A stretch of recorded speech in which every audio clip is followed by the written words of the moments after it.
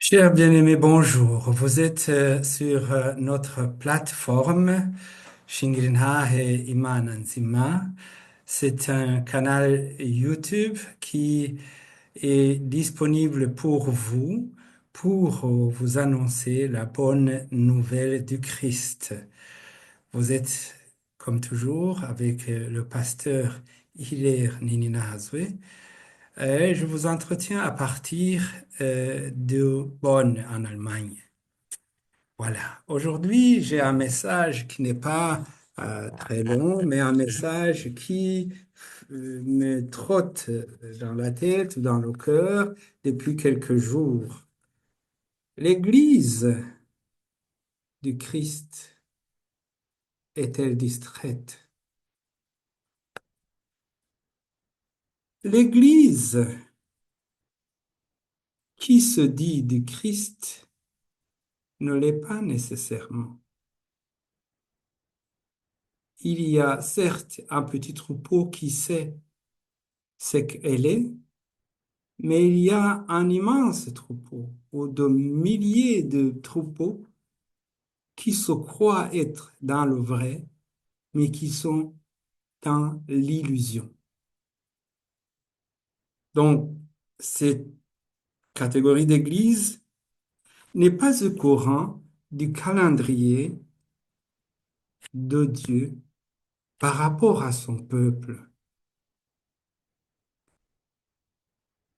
Même si notre Seigneur Jésus-Christ a dit que nul ne connaît ni le jour ni l'heure, sauf le Père lui-même, il est cependant certain que le calendrier de notre Dieu est connu, du moins les étapes qui vont se suivre l'une après l'autre.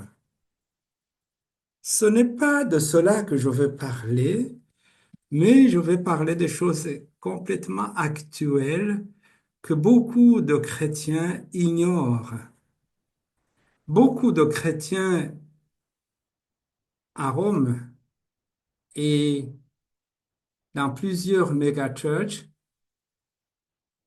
ils ignorent complètement que le retour du Christ est proche parce qu'ils ne l'apprennent pas. On leur parle d'autre chose, mais surtout pas du retour du Christ. Il y a, comme j'ai dit, des signes, des repères qui montrent que notre Seigneur Jésus-Christ revient.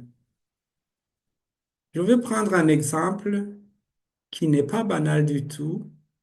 C'est l'exemple de la reconstruction du troisième temple de Jérusalem.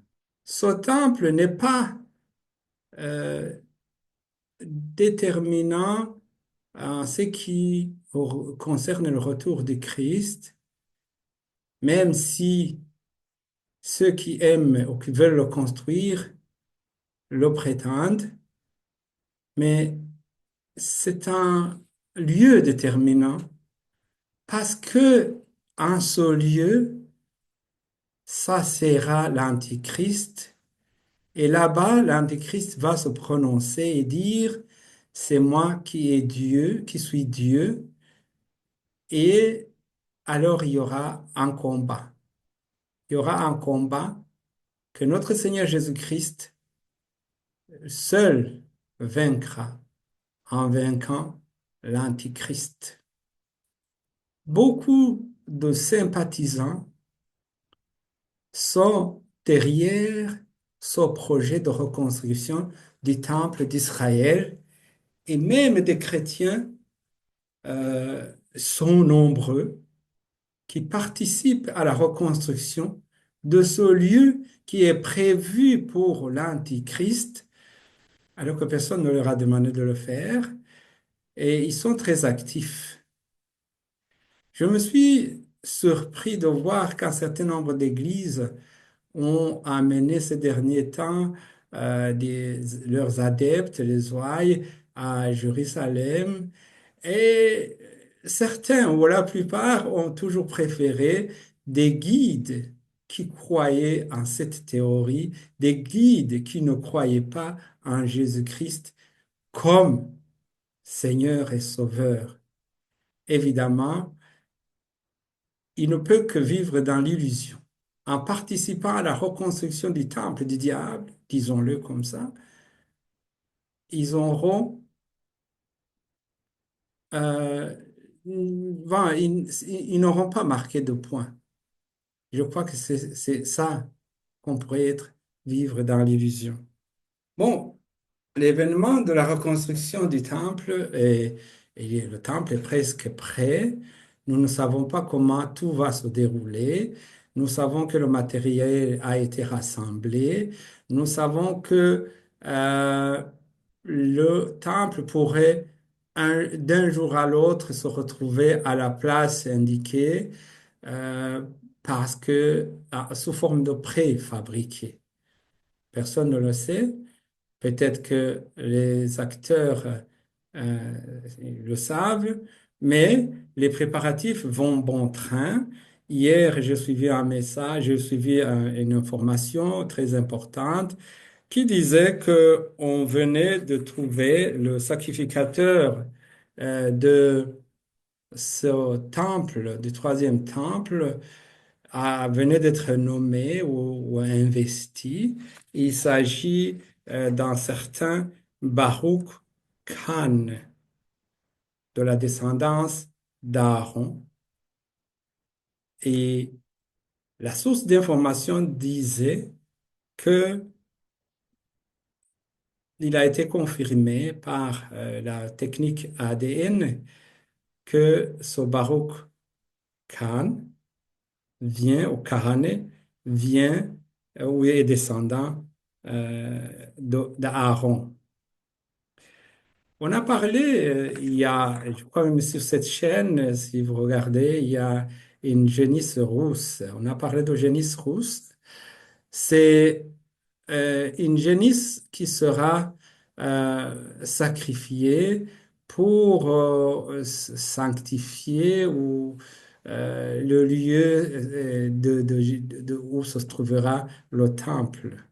Cela a été déjà dit et c'est quelque chose qui s'est préparé depuis longtemps et qui est en phase d'être mise à exécution. Je reviens sur le point que la majorité des églises vivent dans l'illusion d'un paradis qu'ils ne verront jamais. Et je dis cela parce que ne croyant pas en Jésus-Christ, le Seigneur et Sauveur, par qui le salut vient, ils ne pourront en aucun cas mettre le pied au paradis. Jésus a dit, je suis le chemin, la vérité et la vie. Dans Actes des Apôtres, hein, il est encore dit qu'il n'y a aucun autre nom par qui on peut être sauvé que si ce n'est que par le nom de Jésus-Christ. Ici, nous avons beaucoup de chrétiens qui relativisent la déité de Jésus-Christ, qui ne reconnaissent pas vraiment que Jésus-Christ est le Fils de Dieu. Euh, il y a des gens qui sont membres des églises, qui sont actifs dans les églises, mais qui n'ont pas comme priorité ou comme focus, comme centre de leur action le Jésus-Christ. Jésus-Christ, qui est le centre de, du salut des hommes. L'homme qui n'est pas en Christ, qui ne passe pas en Christ, ne verra aucunement le salut. Ça, c'est clair.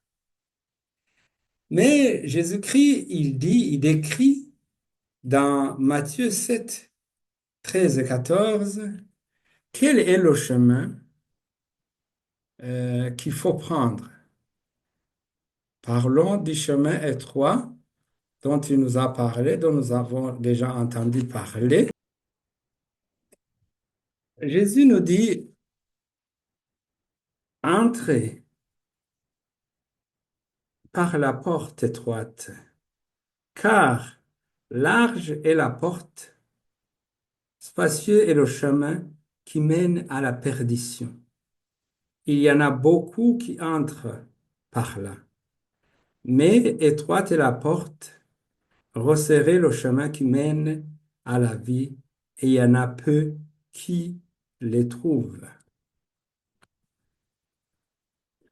Nous avons plein de gens qui sont rassemblés devant les esplanades, qui sont rassemblés à Rome comme devant les méga church, les grandes, les très très grandes, de très très grandes églises dans le monde entier et prochainement aussi à Abrahamic House ou bien la parole de Dieu nous enseigne qu'il viendra un temps où les hommes ne supporteront pas la saine doctrine, mais ayant la démangeaison d'entendre des choses agréables, ils se donneront une foule de docteurs selon leurs propres désirs, détourneront l'oreille de la vérité et se tourneront vers les fables. Maintenant, beaucoup de gens veulent que l'évangile se plie à leur volonté et que eux, ils fassent ce qu'ils veulent. Mais ce n'est pas comme ça que ça marche.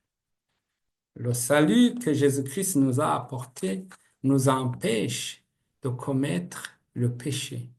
Le salut que Jésus-Christ nous a apporté nous parle de la foi, d'une foi sincère. Actuellement, nous vivons des moments très actifs, des moments d'insécurité, mais des moments aussi de désespoir. Bon, c'est comme un balançoire. Pour les uns, c'est un moment de désespoir et d'autres, un moment d'espoir. Les gens ne pensent pas vraiment au salut qui est en Christ, mais ils pensent beaucoup plus à tout ce qui est bien euh, pour leur corps, qui peut leur arriver en ces jours-ci, qui peut leur arriver ces jours-ci. Et beaucoup de gens ont fondé le salut sur ces choses-là. Je vous invite à faire attention.